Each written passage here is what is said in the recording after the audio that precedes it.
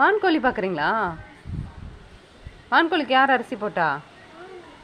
ஆ, திரும்பி சொல்லுங்க. நீ தான் அரிசி போட்டியா? கோழி போதா? அரிசி சாப்பிட்டு போகுதா?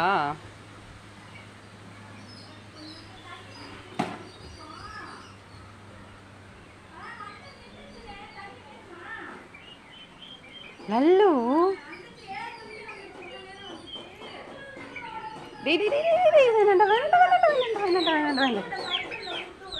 குட்டி பையா, குட்டி பையா விட்டு விட்டு பறந்து போச்சா? எல்லா கோழியும் எஸ்கேப் ஆயிடுச்சு தஷ்வந்த் கிட்ட இருந்து. பறந்துருச்சா?